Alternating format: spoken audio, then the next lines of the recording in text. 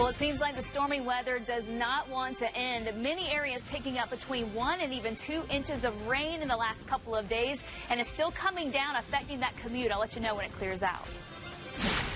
And while we're not out of flood stages yet, Weber County's emergency manager says we could be in trouble if the weather does not dry out soon. One Utah county is making a push to vaccinate more of their students after a confirmed case of the mumps. Plus, the rain didn't stop these firefighting recruits from putting their skills to the test. Live from Fox 13 Studios, this is Fox 13's Live at 4. Well, we are soaked to the gills here in Utah. In fact, it feels like we need to grow gills. Another washout.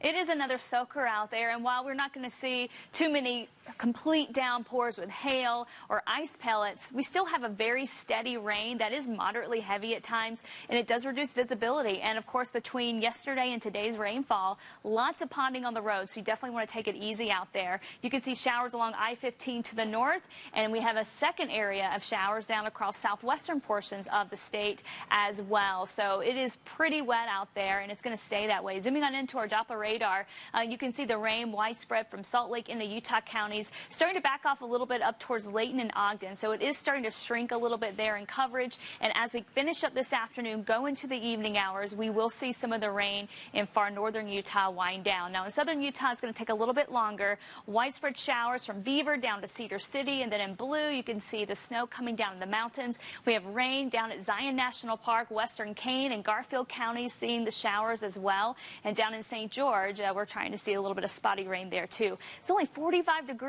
Our normal high this time of the year is around 61, so very chilly out there. This evening, temperatures will stay basically in the mid-40s, and we will see mostly cloudy skies with a chance for rain through 7 p.m. back to partly cloudy skies. So trying to clear out a little bit tonight, which means a big drop in temperatures.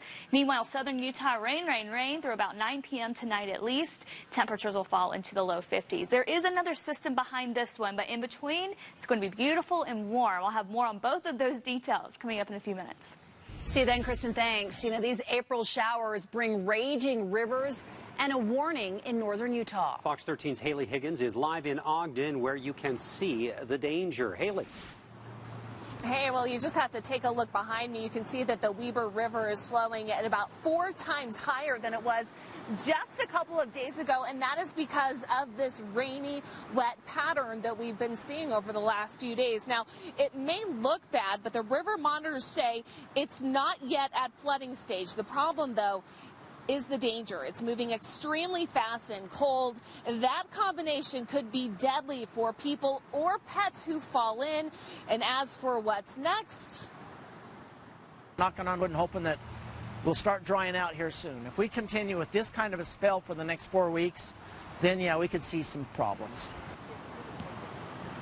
Well, the Ogden River is also running high today as Pineview Dam upstream releases water to make room for spring runoff. Now, there is another danger, and that is debris that's out on the water. You can see some now. If that begins to build up, it can cause localized flooding. And emergency management says if you see something like this, you should give them a call so they can send someone out here to clean it up. Reporting live in Ogden, Haley Higgins, Fox 13 News, Utah. Haley, thanks. West Jordan police right now asking for the public's help in finding this missing man. Police say Alafamoni, he goes by Al, last name Togiai, has not been seen since last Wednesday, but police say he used his cell phone on Friday. Al is believed to be driving a black 2002 Lexus RX 300 with Utah license plate number 0D5RU. Occasionally he would stay in his car. So we are just getting his face out there and the information in case anybody has seen him. The family is concerned, and basically, that, you know, they've reported to us that this is very uncharacteristic for him. If you have any information on where Togiai may be, please call West Jordan Police. Some children are out of school in Sanpete County, not because of weather, but because of the mumps. There's an outbreak there, and the health department is telling kids who have not been vaccinated, don't come to school. Fox 13's Lexi Johnson is in Sanpete County with the story. The superintendent says on Friday they were notified that a student in the school district has mumps, prompting the school district to alert parents and students. Superintendent Dr. Sam Ray of North Sanpete School District says about 10% of students at one school in the district are not vaccinated for MMR. Anyone in the district who isn't vaccinated isn't allowed to go to school during an outbreak, according to state law, until they provide evidence of a shot record. We've notified the parents, we've notified the kids if they did show up to school, we've got their parents, they've taken them home, because we don't want them to get exposed. There's also a second confirmed case of mumps in the county and a possible third case. Earlier today, the health department held a vaccination clinic, which they say was very successful. The health department is holding a second vaccination clinic Wednesday from 3 to 5, and anyone is welcome to come get vaccinated. In Mount Pleasant, Lexi Johnson, Fox 13 News, Utah. Well, police in Roy are looking into how a man ended up with 2 gunshot wounds in his legs. Officers say just after 4 this morning, they pulled over a car near 5600 South, 3500 West. It was close to the Davis Hospital Weber campus. They say they saw a lot of blood when they walked up to the car, and they saw the gunshot wounds. The guy was driving the car with 2 legs shot. Police say they put on a tourniquet to control the bleeding until paramedics took him to the hospital. They do not know who shot him or where that shooting took place. Police in Delta say they're looking into a homicide.